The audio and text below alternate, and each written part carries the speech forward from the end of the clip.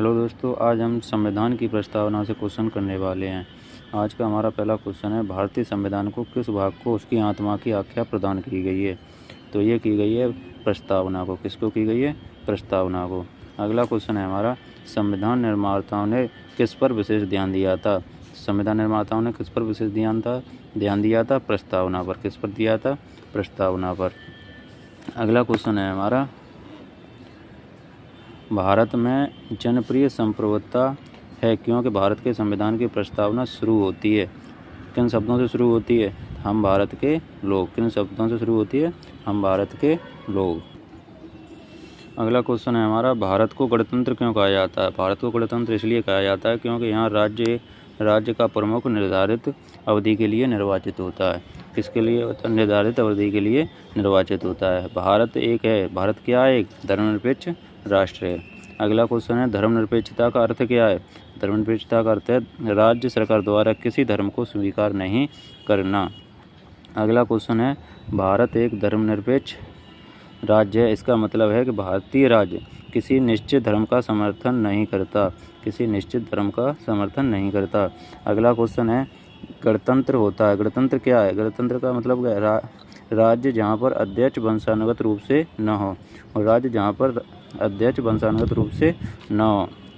अगला क्वेश्चन है, निम्नलिखित में से वे दो शब्द कौन से हैं जिनका समावेशन 42वें संविधान संशोधन के उद्देश्य में किया गया था? तो वो है हमारा समाजवादी और धर्मनिरपेक्ष। अगला क्वेश्चन है, भारतीय संविधान की प्रस्तावना में भारत को किस रूप में घोषित किया गया है? भारतीय संविधान की प्रस्तावना में भारत को किस रूप में घोषित किया गया है? तो ये किया गया है एक प्रभुत्व संपन्न समाजवादी धर्मनिरपेक्ष प्रजातांत्रिक गणराज्य। एक प्रभुत्व संपन्न समाजवादी धर्मनिरपेक्ष प्रजातांत्रिक गणराज्य। भारत एक गणतंत्र है। इसका अर्थ है, इसका क्या अर्थ है? भारत में वंशानुगत शासक नहीं है। भारत में वंशानुगत शासक। अगला क्वेश्चन है, निम्नलिखित में से कौन सा शब्द भारत के संविधान के उद्देशिका में नहीं है? तो कौन सा शब्द नहीं है? लोक कल्याण। भारत के संविधान के उद्देशिका में कौन सा शब्द नहीं है? लोक कल्याण। कल्याणकारी राज्य का उद्देश्य है। कल्याणकारी राज्य का उद्देश्य क्या है? कमजोर वर्गों के कल्याण का प्रबंध करना। अगला क्वेश्चन है, भारत को एक गणराज्य मुख्य रूप से माना जाता है। भारत को एक गणराज्य मुख्य रूप से माना जाता है क्योंकि राज्याध्यक्ष का चुनाव होता है। यहाँ राज्य के अध्यक्ष का चुनाव होता है। अगला क्वेश्चन है, भारतीय संविधान की प्रस्तावना के सिलसिले में निम्नलिखित में से कौन सा सही क्रम है? तो सार्वभौम, सत्ता संपन्न, समाजवादी, धर्मनिरपेक्ष, जनवादी, गणतंत्र। अगला क्वेश्चन है हमारा, संविधान की प्रस्तावना में प्रयुक्त शब्द सेक्युलर का अर्थ क्या है? तो सभी नागरिकों को धर्म एवं उपासना की स्वतंत्रता। सभी नागरिकों को धर्म एवं उपासना की स्वतंत्रता।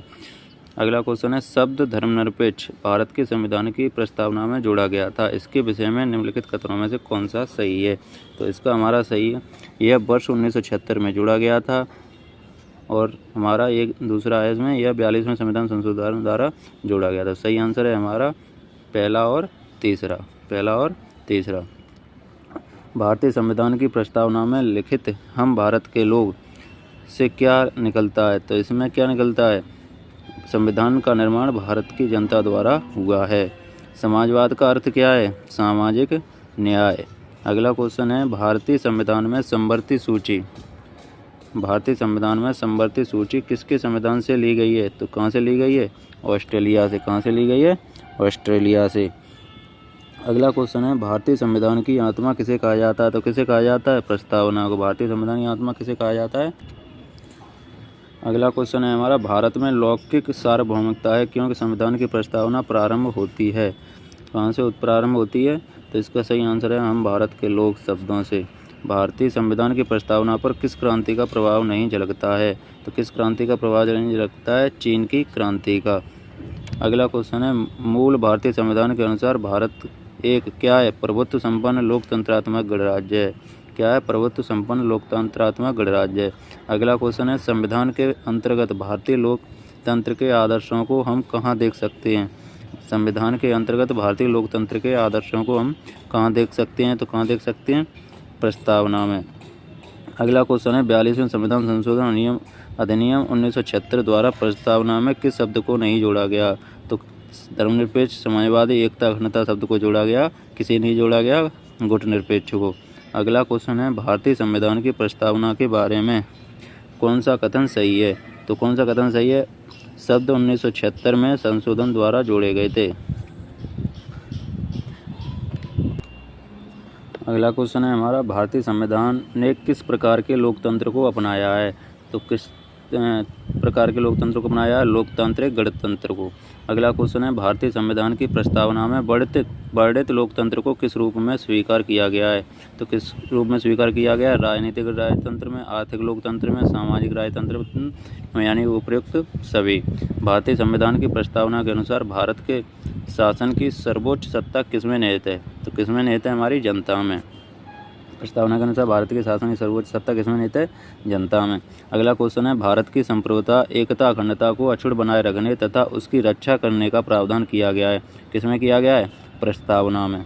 अगला क्वेश्चन है भारतीय संविधान की प्रस्तावना में जिन आदर्शों एवं उद्देश्यों की रूपरेखा दी गई है उनकी आगे की व्याख्या क्या है? भारतीय संविधान की प्रस्तावना में जिन आदर्शों और उद्देश्यों की रूपरेखा दी गई है उनकी आगे की व्याख्या की गई है। तो किसमें की गई है? मूल अधिकार राज्य के नीति निर्देशक सिद्धांतों एवं मूल कर्तव्यों में। किसमें की गई है? मूल अधिकार राज्य के नीति निर्देशक सिद्धांतों एवं मूल कर्तव्यों में। अगला क्वेश्चन है संविधान सभा में प्रस्तुत उद्देश्य प्रस्ताव में अभिव्यक्ति विचार को भारतीय संविधान के किस भाग में पूर्णतः शामिल किया गया है? तो किसमें शामिल किया गया है? प्रस्तावना में। किसमें शामिल किया गया है? प्रस्तावना में। अगला क्वेश्चन है भारतीय संविधान की प्रस्तावना से क्या स्पष्ट नहीं होता है? क्या स्पष्ट? संविधान के स्रोत हैं, शासन के अध्याय का विवरण भी है, संविधान को अंगीकृत अधिनियम तो अनुमोदित करने की तिथि भी है।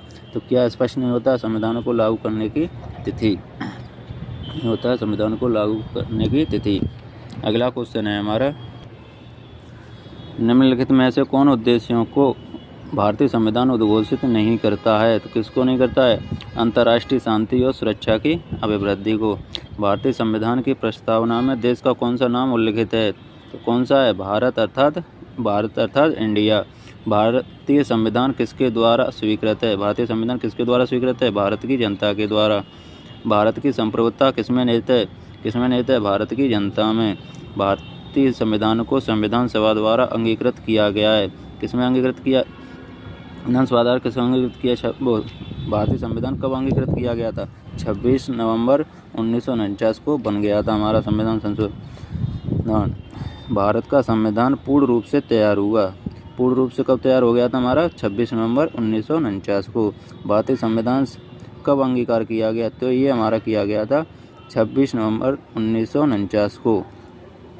अगला क्वेश्चन है हमारा निम्नलिखित में से किस तिथि को भारतीय संविधान लागू किया गया था? तो किस तिथि को लागू किया गया था? ये हमारा लागू किया गया था 26 जनवरी 1950 को। बन के तैयार कब हो गया था? 26 नवंबर 1949 को। लागू कब किया गया?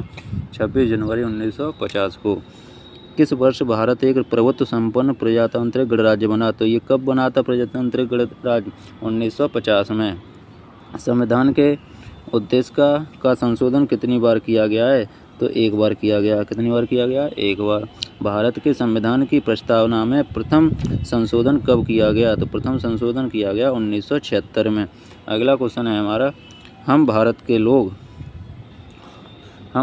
लोग भारत को एक संपूर्ण प्रभुत्व संपन्न समाजवादी पंथ निरपेक्ष लोकतांत्रिक गणराज्य बनाने के लिए तथा उसके समस्त नागरिकों को सामाजिक, आर्थिक और राजनीतिक न्याय, विचार, अभिव्यक्ति, विश्वास, धर्म, उपासना की स्वतंत्रता, प्रतिष्ठा, अवसर की समता प्राप्त करने के लिए तथा उन सब में व्यक्ति की गरिमा और राष्ट्र की एकता और अखंडता सुनिश्चित करने वाली बंधुता बढ़ने के लिए दृढ़ संकल्प होकर अपने इस संविधान सभा में आज इस एतद द्वारा इस संविधान को अंगीकृत, अधिनियमित और अनुमोदित करते हुए इसका अर्थ है। कब किया गया था? एतद द्वारा संविधान अंगीकृत कब किया गया था? 26 नवंबर 1949 को। संविधान की प्रस्तावना सभी भारतीय नागरिकों को निम्न में से कौन सा एक उपलब्ध कराने के लिए वायदा नहीं करती है? संविधान प्रस्तावना सभी भारतीय नागरिकों को निम्न में से कौन सा एक उपलब्ध कराने के लिए वायदा नहीं करती है? तो पूजा की समानता। अगला क्वेश्चन है हमारा 26 नवंबर 1949 को अंगीकृत भारतीय संविधान की प्रस्तावना में शब्द निम्नलिखित नहीं थे। कौन कौन से शब्द नहीं थे? एक समाजवादी नहीं था, दूसरा पंथ निरपेक्ष नहीं था और अखंडता नहीं था। ये तीनों शब्द नहीं थे जब 26 नवंबर 1949 को अंगीकृत किया गया था।